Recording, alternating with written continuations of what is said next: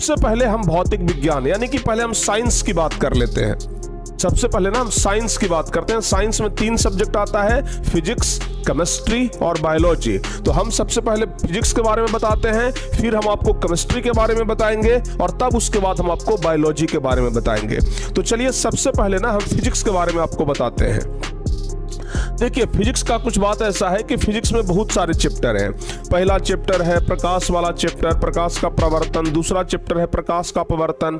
तो आप दोनों चैप्टरों को तो जरूर पढ़िएगा। तीसरा चैप्टर है मानव नेत्र, चौथा है विद्युत धारा, पांचवा है विद्युत धारा का चुंबकीय प्रभाव, छठा चैप्टर है ऊर्जा के स्रोत।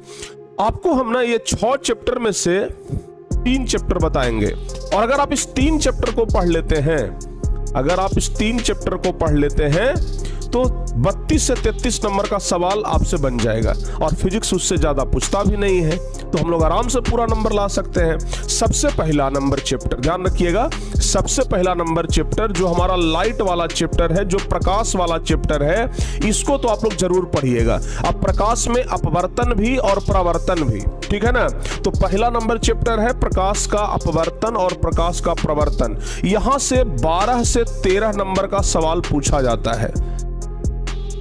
यहां से 12 से 13 नंबर का सवाल पूछा जाता है। तो ये आपके लिए काफी महत्वपूर्ण चैप्टर है।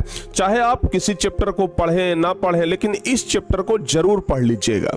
अच्छा, उसके बाद सर कौन सा चैप्टर? उसके बाद आता है तीसरा नंबर चैप्टर हमारा विद्युत धारा। विद्युत धारा, ठीक है ना। ऐसे अगर प्रकाश के अपवर्तन और प्रवर्तन को अगर अलग अलग करेंगे तो ये चौथा नंबर चैप्टर हो जाएगा, लेकिन अगर दोनों को हम एक साथ कर दिए तो ये तीसरा नंबर चैप्टर में आएगा। विद्युत धारा जो चैप्टर है ना, वो फिजिक्स के लिहाज से काफी इंपॉर्टेंट चैप्टर है और यहां से परीक्षा में 10 मार्क्स का क्वेश्चन पूछा जाता है। 10 मार्क्स का क्वेश्चन पूछा जाता है। ऑब्जेक्टिव सब्जेक्टिव मिला करके हम बात कर रहे हैं, तो ये चैप्टर काफी महत्वपूर्ण है। और एक सबसे लास्ट वाला चैप्टर प्यारे बच्चे, जिसको हम कहते हैं ना छठा नंबर चैप्टर या 5वां नंबर चैप्टर हम लोग कह सकते हैं। अगर इसको हम तीसरा माने हैं तो ये 5वां नंबर चैप्टर हो जाएगा, ऊर्जा के स्रोत। छोटा तो चैप्टर है लेकिन काफी इंपॉर्टेंट चैप्टर है, ठीक है ना। ये छोटा चैप्टर है लेकिन काफी इंपॉर्टेंट चैप्टर है, क्योंकि इस छोटे से चैप्टर से 10 नंबर का सवाल पूछा जाता है, ठीक है ना। 10 नंबर का सवाल पूछा जाता है। तो भाई फिजिक्स में ना आपको सिर्फ ये 3 चैप्टर पढ़ना है। फिजिक्स में बस ये 3 चैप्टर पढ़ना है। अगर ये 3 पढ़ करके जाते हैं तो 10, 20 और 30 से 3 33, यानी कि 30 से 33 नंबर का क्वेश्चन तो आप बना करके आएंगे। और फिजिक्स में अगर इतना बना लिए तो पर्याप्त है, ठीक है ना। यानी कि आप देख रहे हैं, हालांकि ऐसा नहीं है कि मानव नेत्र से क्वेश्चन नहीं पूछा जाता है, उससे भी पूछा जाता है, चुंबकीय प्रभाव से भी क्वेश्चन पूछा जाता है। तो इसलिए हम फिर से एक बार कहेंगे कि उन सब चैप्टरों को भी नहीं छोड़ना है, ठीक है ना। उन सब चैप्टरों को भी नहीं छोड़ना है, समझ में आ रहा है ना। उन सब चैप्टरों को भी नहीं छोड़ना है, उन सब चैप्टरों को भी पढ़ना है, समझ में आ रहा है ना। उन सब चैप्टरों को भी जरूर पढ़ना है, और लेकिन इस सब चैप्टर पर विशेष ध्यान देनी है, ठीक है। चलिए अब आ जाते हैं हम केमिस्ट्री में।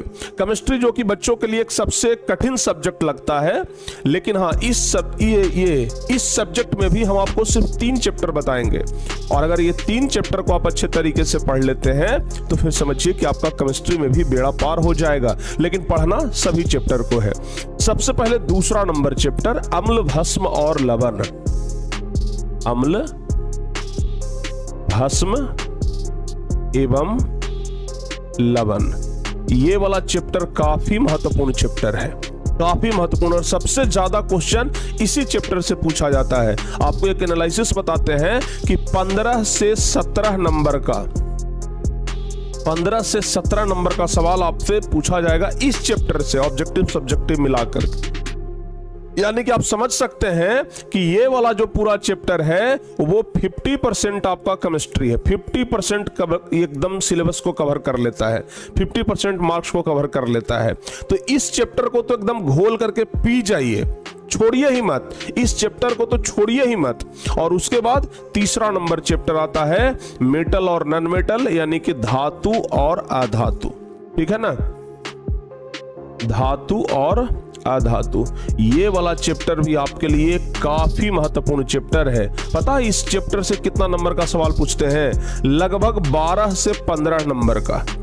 12 से 15 नंबर। अगर हम इस तरीके से बोल सकते हैं कि केमिस्ट्री में सिर्फ ये 2 चैप्टर आप पढ़ करके जाते हैं ना, केमिस्ट्री में पूरा क्वेश्चन बना करके आइएगा, पूरा नंबर का क्वेश्चन बना करके आइएगा। मतलब केमिस्ट्री में पूरा नंबर आपको आ सकता है सिर्फ ये 2 चैप्टर के बदौलत। तो भाई ये 2 चैप्टर को आप बिल्कुल मत छोड़िएगा। बाकी चैप्टर अगर थोड़ा बहुत छूट जाए, लेकिन ये 2 चैप्टर बिल्कुल भी नहीं छूटना चाहिए। लेकिन हाँ, पूरे केमिस्ट्री में जो सबसे हार्ड चैप्टर आप लोगों को लगता है वो है कार्बन वाला चैप्टर, ठीक है ना। सबसे हार्ड आपको लगता है कार्बन एवं इसके यौगिक, कार्बन एवं इसके यौगिक, ये वाला चैप्टर आपको सबसे हार्ड लगता है ना। इस चैप्टर से 8 नंबर का सवाल पूछा जाता है। तो अगर आप लोग सहमत हैं तो इस चैप्टर को भी जरूर तैयार करके जाइएगा। अगर आप लोग सहमत हैं तो इस चैप्टर को भी जरूर तैयार करके जाइएगा। तो केमिस्ट्री में ये 3 चैप्टर आपके लिए कम महत्वपूर्ण है, दूसरा, तीसरा और चौथा, इसको जरूर पढ़ के जाइएगा, ठीक है। चलिए अब आते हैं हम लोग बायोलॉजी पे। बायोलॉजी में बच्चों को आता है कि सर कौन कौन सा चैप्टर पढ़ें। तो बाबू सबसे पहला नंबर जो चैप्टर है जैव प्रक्रम, जैव प्रक्रम। अच्छा, जैव प्रक्रम जो चैप्टर है इसके साथ साथ आप लोगों को जैव प्रक्रम में आप लोगों को पढ़ना है बाबू श्वसन चैप्टर के बारे में। श्वसन चैप्टर हो गया, परिवहन हो गया, उत्सर्जन हो गया, ये सब जैव प्रक्रम में ही आता है, ठीक है ना। तो ये सब ना आप लोगों को जरूर पढ़ के जाना है, ठीक है। और यहां से अगर आप सिर्फ ये पढ़ लेते हैं ना, जैव प्रक्रम अगर आप पूरा कंप्लीट कर लेते हैं, यकीन मानिए 25 नंबर आप कंप्लीट कर लेंगे। इससे ज्यादा का बायोलॉजी पूछा ही नहीं जाता है, बायोलॉजी इससे ज्यादा पूछता ही नहीं है। 25 नंबर आपका इतना में ही कंप्लीट हो गया। अगर आपको लगता है कि थोड़ा सा और मजबूत होकर के जाना है, थोड़ा सा और मजबूत होकर के जाना है, तो फिर आप जनन चैप्टर को पढ़ लीजिए जो कि बायोलॉजी का 8वां नंबर चैप्टर है, ठीक है ना। बायोलॉजी का कौन सा चैप्टर है? श्वसन हो गया, परिवहन हो गया, उत्सर्जन हो गया। चैप्टर नंबर एग्जैक्ट हमें याद नहीं है, लेकिन ना जनन वाला चैप्टर आप लोग पढ़ लीजिएगा, जीव जनन कैसे करते हैं, ठीक है ना। जनन वाला चैप्टर पढ़ लीजिएगा, जीव जनन कैसे करते हैं। लिख देते हैं जीव जनन कैसे करते हैं, जीव जनन कैसे करते हैं, ये वाला चैप्टर पढ़ लीजिएगा। 8 से 10 मार्क्स का सवाल जो है वो यहां से पूछा जाता है।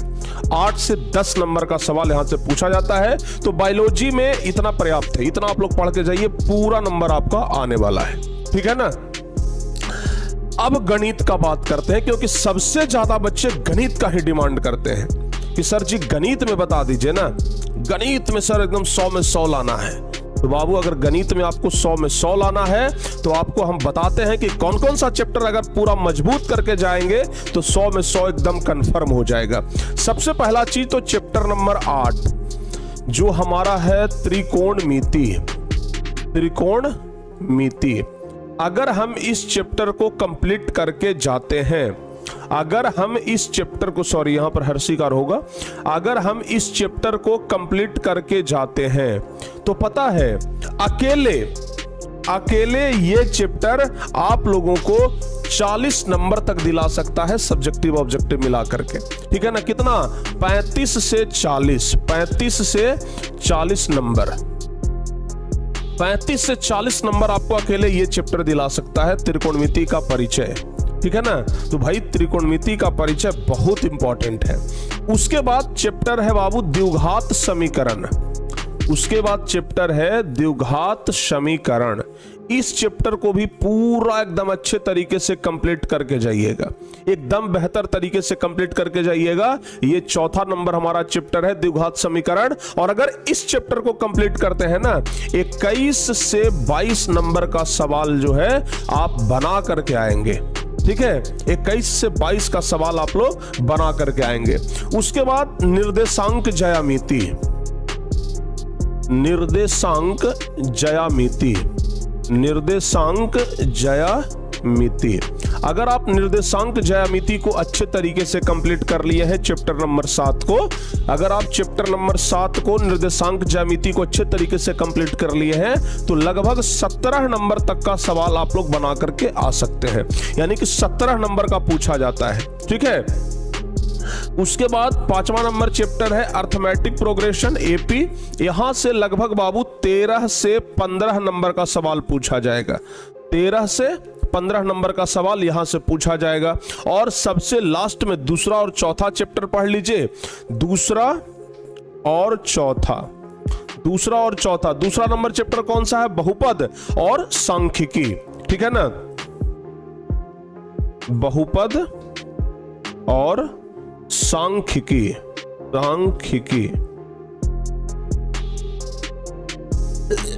सांख्यिकी चैप्टर अगर पढ़ लेते हैं तो यहां से ना लगभग 14-15 नंबर का सवाल यहां से भी पूछा जाता है। ठीक है ना, आप मिला करके क्वेश्चन बैंक से देख लीजिएगा, एकदम पूरा एग्जैक्ट हम आपको डेटा बता रहे हैं। तो 1, 2, 3, 4, 5 यानी 5-6 चैप्टर पढ़ना है। 15 चैप्टर में से हम 5 चैप्टर ला करके दे दिया आपको। अगर सोच लो, अगर इतना पढ़ के जाइएगा, मैथ में आप 100 में 100 ला सकते हैं। मैथ में 100 आउट ऑफ 100 आप ला सकते हैं, इसमें कोई डाउट ही नहीं है। ठीक है ना, तो आप लोग इतना करके जाइए, एकदम पूरा का पूरा लेकर के आइएगा। ठीक है, तो इतना त्रिकोणमिति, द्विघात समीकरण, निर्देशांक ज्यामिति, एपी, बहुपद और सांख्यिकी, बस ये चैप्टर एकदम 100% कंप्लीट होना चाहिए। ठीक है, तो मैथ से भी आपका डर समाप्त हो जाएगा। और ये सभी चैप्टर को हम विशेष रूप से क्रैश कोर्स में आपको बताने वाले हैं। ठीक है ना, एकदम एक एक क्वेश्चन बढ़िया से कि किस तरीके से इस चैप्टर को अच्छे तरीके से कमांड करें, तो एक एक चीज ना हम आपको एकदम विस्तार से बताएंगे। अब चलते हैं सोशल साइंस में, इतिहास। इतिहास में हम आपको सिर्फ 2 चैप्टर बताते हैं। इतिहास में सिर्फ 2 चैप्टर। एक तो चौथा चैप्टर है जो कि सबसे महत्वपूर्ण चैप्टर है, भारत में राष्ट्रवाद। भारत में राष्ट्रवाद। अगर आप सिर्फ इस चैप्टर को पढ़ते हैं, सिर्फ इस चैप्टर को, तो भाई 15 नंबर का सवाल तो आपसे बन जाएगा। 15 नंबर का सवाल तो आपसे छूटने वाला नहीं है, एकदम 100% गारंटी। ठीक है ना। अच्छा, उसके बाद दूसरा नंबर चैप्टर समाजवाद एवं साम्यवाद। समाजवाद एवं साम्यवाद। समाजवाद एवं साम्यवाद, इस चैप्टर को पढ़ के जाइए, 7 से 10 नंबर का सवाल जरूर आ जाएगा। 7 से 10 नंबर का सवाल आपका रखा हुआ है। ठीक है ना, तो भाई ये 2 चैप्टर ही आपको दिला सकता है लगभग 25 नंबर, और उतना का तो इतिहास पूछता ही है, उससे ज्यादा का तो इतिहास भी नहीं पूछता है। लेकिन हाँ, अगर आपको ध्यान देना हो तो चैप्टर, ध्यान से सुन लीजिए बाबू, आप लोगों को अगर ध्यान देना हो तो चैप्टर नंबर 6 और चैप्टर 8, ये दोनों चैप्टर पर सबसे कम ध्यान देना है। हम क्या बोल रहे हैं? सबसे कम ध्यान देना है। जानकारी के पर्पस से आप पूरा पढ़ लीजिए, जानकारी के पर्पस से आप सब चैप्टर को पढ़िए, लेकिन नंबर के पर्पस से कम ध्यान देना है। ठीक है ना, लेकिन जानकारी तो होना चाहिए ना, तो जानकारी के पर्पस से हम लोग पूरा पढ़ेंगे, नंबर के पर्पस से इस पर पढ़ने के बाद कम ध्यान देंगे एग्जाम के टाइम में। ठीक है ना, एग्जाम के टाइम में इस 2 चैप्टर पर विशेष ध्यान देनी है। ठीक है, तो ही आपका नंबर जो है वो बेहतर जाएगा। ठीक है, चलिए अब भूगोल का बात करते हैं। बच्चों को लगता है कि पहाड़ जैसा सिलेबस और कैसे खत्म होगा। भाई हम आपको कहते हैं ना कि आप संसाधन चैप्टर को खत्म करिए सिर्फ। ठीक है, आप सिर्फ संसाधन चैप्टर को खत्म कर लीजिए। संसाधन में जल संसाधन, प्राकृतिक संसाधन, मृदा संसाधन, जो भी संसाधन आता है ना, अगर आप संसाधन चैप्टर को खत्म करते हैं, 20 नंबर आपके जेब में आ जाएगा। 20 नंबर आपका कंफर्म हो जाएगा, 20 नंबर का आप रजिस्ट्री करवा लीजिएगा। ठीक है ना। और उसके बाद अगर आपको थोड़ा बहुत और संशय है तो दूसरा जो एग्रीकल्चर चैप्टर है, यानी कि जो कृषि चैप्टर है, यहां से 8 से 10 नंबर के सवाल पूछे जाते हैं। तो इस चैप्टर पर आपका पूरा पकड़ होना चाहिए, यहां पर ना आपका पूरा पकड़ होना चाहिए। तो आपको 8 से 10 नंबर कंफर्म करके जाना है। कितना?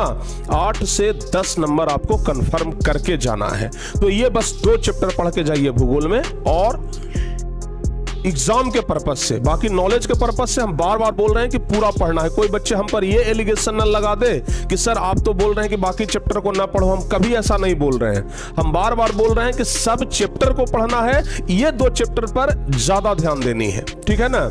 इसलिए हम बार बार डर भी रहे इस बात से कि बच्चे कहीं ये ना कह दें कि सर आप तो सिर्फ 2 चैप्टर पढ़ने के लिए बोल रहे हैं, हम पढ़ने के लिए पूरा बोल रहे हैं। ज्यादा ध्यान देने के लिए हम ये 2 चैप्टर का नाम ले रहे हैं कि इस पर ज्यादा आपको ध्यान देनी है, ठीक है ना।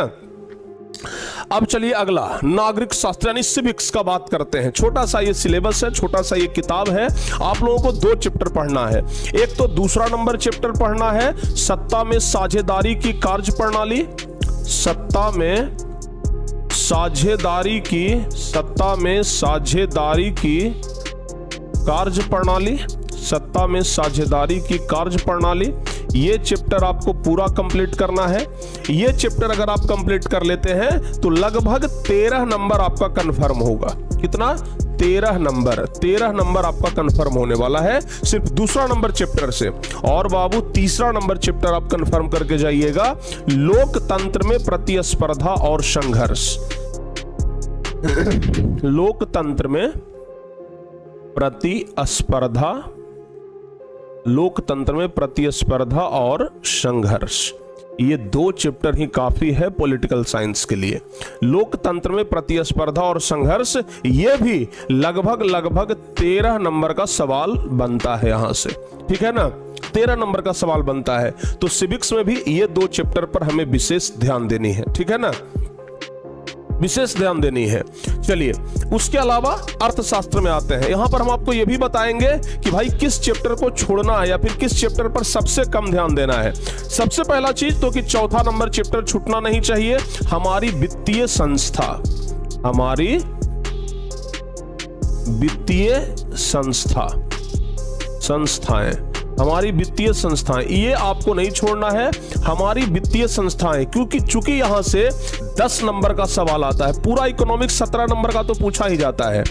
पूरा इकोनॉमिक्स मात्र परीक्षा में 17 नंबर का पूछा जाता है, जिसमें से 10 नंबर आपका ये चैप्टर अकेले दिलवाएगा, ठीक है ना। और उसके बाद दूसरा नंबर चैप्टर पढ़ लीजिएगा, राज्य एवं राष्ट्र की आय, राज्य एवं राष्ट्र की आय, राज्य एवं राष्ट्र की आय। यहां से भी लगभग 8 से 10 नंबर का सवाल बनता है। तो ये भी आप लोग पूरा कंप्लीट करके जाइएगा, ठीक है ना। ये 2 चैप्टर। और भाई ध्यान रखना, चैप्टर नंबर 5 और 7, ये 2 चैप्टर पर सबसे कम ध्यान भी दोगे ना तो काम चल जाएगा। सबसे कम ध्यान भी अगर दोगे तो आराम से काम चल जाएगा, ठीक है ना। सबसे कम ध्यान भी देंगे ना तो आराम से इस पर काम चलने वाला है, कोई दिक्कत नहीं है। लेकिन ये 2 चैप्टर घोल करके पीना है, एकदम छूटना नहीं चाहिए एक भी क्वेश्चन ये 2 चैप्टर से। समझ में आ रहा है ना। तो ये आपका पूरा साइंस, सोशल साइंस और मैथ का सिलेबस हम कंप्लीट करवा दिए। अब बच्चे कहेंगे कि गुरुजी अब बात रह गया हिंदी और संस्कृत का, अब बात रह गया, ठीक है ना, हिंदी और संस्कृत का। किस चीज का भाई? तो ध्यान रखना, अब बात रह गया है हिंदी और संस्कृत का। तो अगर हिंदी और संस्कृत का बात करें तो इसमें आपको पूरा संपूर्ण चैप्टर पढ़ना पड़ेगा, ठीक है ना। इसमें आपको संपूर्ण चैप्टर पढ़ना पड़ेगा, क्योंकि हर एक चैप्टर से सवाल आता है लगभग। इसमें कोई चैप्टर इंपॉर्टेंट और कोई कम इंपॉर्टेंट नहीं है, सब चैप्टर ही इंपॉर्टेंट है, ठीक है। तो इसको आप लोग जरूर पढ़ करके जाइएगा। अच्छा, इंग्लिश में भी पूरा चैप्टर आपको पढ़ना पड़ेगा।